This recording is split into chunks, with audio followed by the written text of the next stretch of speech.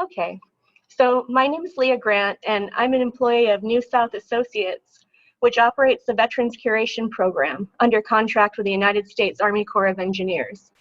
So I'm a lab manager at the VCP in San Mateo, California. And today I'm going to talk to you about what we do in our lab and at all the VCPs, but how the work we do here in San Mateo fits into the larger story of California archaeology and history. The VCP was created by Dr. Michael Sonny Trimble, who is an archaeologist and former director of the Mandatory Center of Expertise for Curation and Management of Archaeological Collections, or the MCX-CMAC, in the Corps of Engineers St. Louis District. Trimble developed the VCP as a program with a dual mission to help newly separated military veterans transition into the civilian workforce, and also to rehabilitate at-risk collections for the Corps. So the first lab opened in Augusta, Georgia in 2009, and there are currently 7 VCP labs across the country. The San Mateo lab started its first session in November of 2018 and is currently rehabilitating collections from Sacramento, San Francisco, and the Los Angeles Corps of Engineer districts. So some of you may be wondering what the Corps of Engineers has to do with archaeology.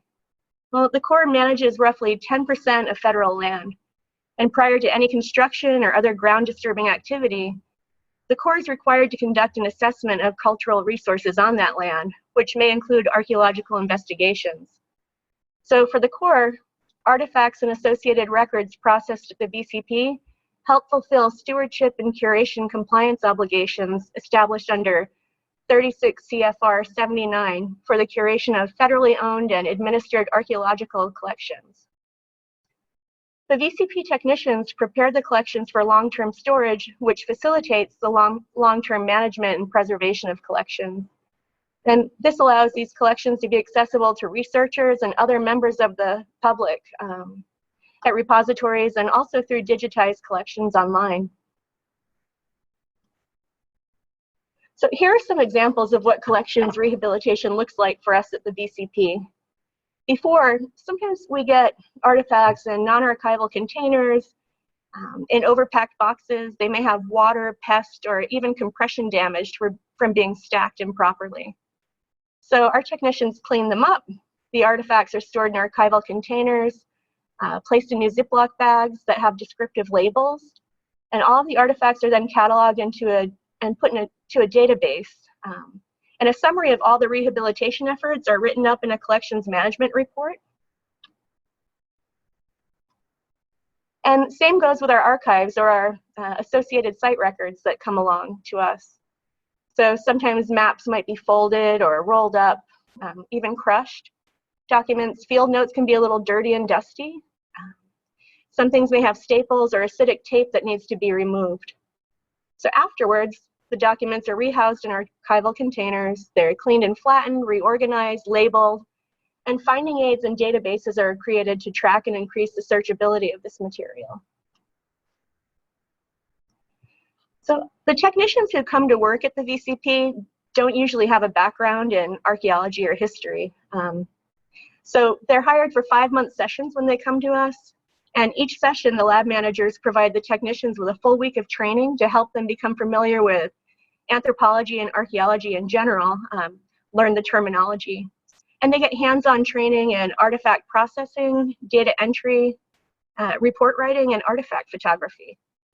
And then later on in the session, technicians are then trained to process the archival documents, which are all the associated site records from the archaeological investigations.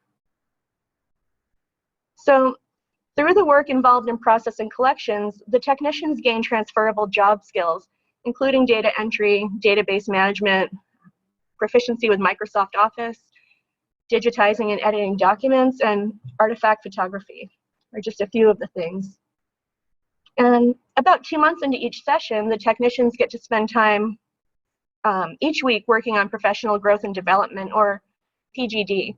So technicians work on their resumes, job searches, interviewing skills, and sometimes applications to colleges and universities.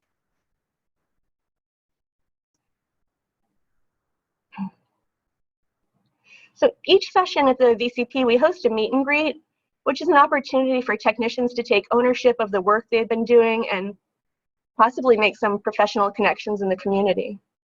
For the event, the technicians set up their workstations and demonstrate the different stages of artifact and archives processing, including photography, scanning, and data entry. We also take this opportunity to display artifacts from the collections they've been working on, so our lab visitors can enjoy them. If you ever want to attend one of these events, once we're able to welcome the public back into our labs, please reach out and we'll add you to our contacts list. So in addition to helping veterans with transitioning back into the civilian workforce, we also get to work with some really interesting and important archaeological collections. The Deep Creek site investigation is from the Corps of Engineers Los Angeles District Mojave River Dam subject property. The technicians processed the artifacts and archives from archaeological testing done in 1988 at this site, which is a pre-contact base camp for the Serrano Indians, ancestors of the San Manuel Band of Mission Indians.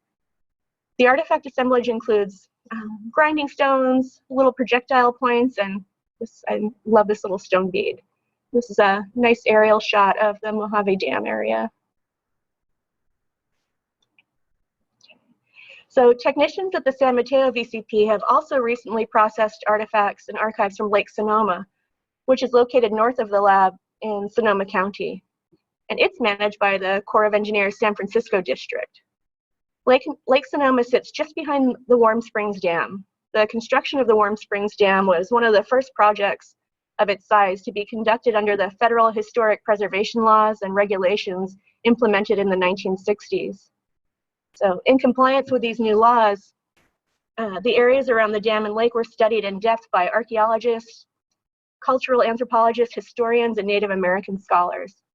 Their work culminated in the 1985 publication of a report, Before Warm Springs Dam, A History of the Lake Sonoma Area, and also a documentary film, Warm Springs Dam, Lake Sonoma, which was submitted to the Chief of Engineers Design and Environmental Awards Program. The work done by the technicians at the VCP ensures the safety and accessibility of the materials from sites like Deep Creek and Lake Sonoma for years to come. So it's really important for us to emphasize to our technicians, who again may not have a background in archaeology, that archaeology is much more than collecting boxes of old stuff to be stored in repositories or displayed in a museum. The VCP hosts guest speakers, both live and virtual each session, who speak on a variety of topics. In this slide, you can see Dr. Carolyn Smith, a Karuk tribal member, artist, and educator, demonstrating to our technicians how to prepare spruce roots for basket weaving. And the other picture is our local flint knapping expert, Ken Peak. Ken has visited the San Mateo lab each session we've been open, in person and virtually during the pandemic, to demonstrate the work and craftsmanship that goes into creating knap tools and projectile points like the ones found in our collections. So most sessions, the San Mateo VCP lab hosts two field trips to visit local archaeological and historical sites in order to help place the significance of the work the technicians are doing within the larger context of California archaeology, and hopefully to inspire a greater appreciation of historic and archaeological sites. These field trips are not necessarily to Corps of Engineers subject properties, but are to sites important to California archaeology. Here's some pictures of a few places we've been. We're here at Bodega Bay, landing to look across the bay at the Key Mound site, which is an important shell mound site in the Bay Area. And then here's the rock shelter at Duncan's Landing. Artifacts date back to almost 8,500 years ago from this site. And also the cove below it, Duncan's Cove, was an area where redwood was stored for shipping back in the 1870s. And here we are at the Presidio in their wet screening area. This is a great field trip for our technicians because they get to see exposed features, they get to see artifacts being washed, and then the familiar aspect to them of them being packaged and rehoused and whatnot in the Presidio lab. So that's always a good one. Oops, sorry.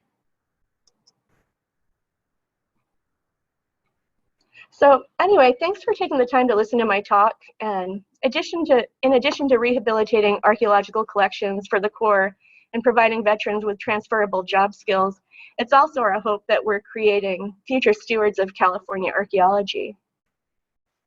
And if you want to see more of what our labs are up to, you can follow us on social media. We're on Facebook, Instagram, and LinkedIn.